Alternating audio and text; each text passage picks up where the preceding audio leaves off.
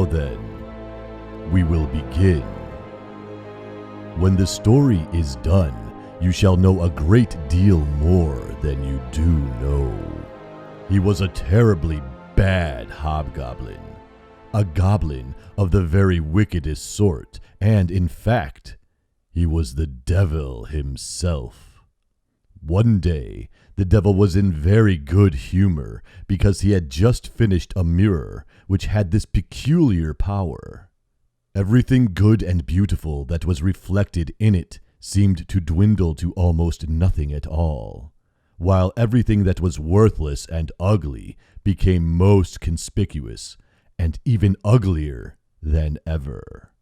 In this mirror, the loveliest landscapes looked like boiled spinach, and the very best people became hideous, or stood on their heads and had no stomachs. Their faces were distorted beyond any recognition, and if a person had a freckle, it was sure to spread until it covered both nose and mouth.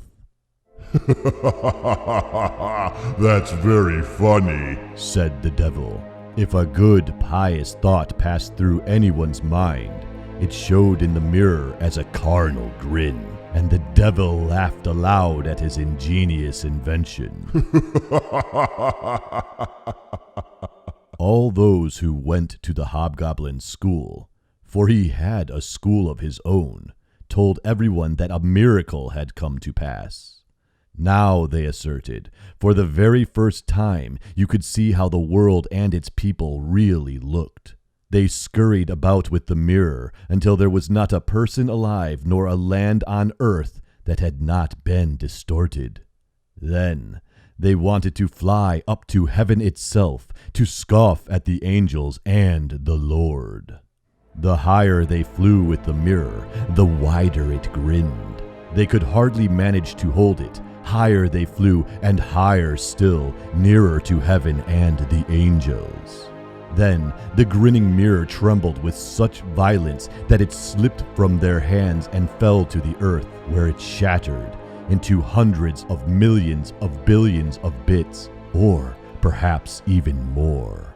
And now it caused more trouble than it did before it was broken.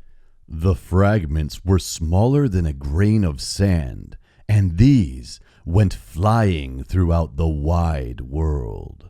Once they got into people's eyes, they would stay there. These bits of glass distorted everything that people saw and made them see only the bad side of things. For every bit of glass kept the same power that the whole mirror had possessed. A few people even got a glass splinter in their hearts, and that was a terrible thing, for it turned their hearts into lumps of ice. Some of the fragments were so large that they were used as wide panes, but not the kind of window through which you should look at your friends. Other pieces were made into spectacles, and evil things came to pass when people put them on to see clearly and to see justice done. The fiend was so tickled by it all that he laughed till his sides were sore.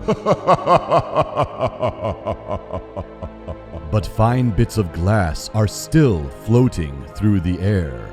And now you shall hear what happened.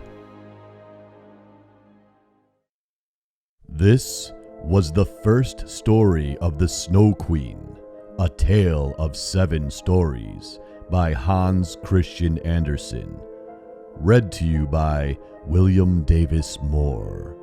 Please hit that like button if you liked this content, and smash that subscribe button. Hit the bell to be notified of the second story in the series, and while you're at it, share it with your friends. Until the next time.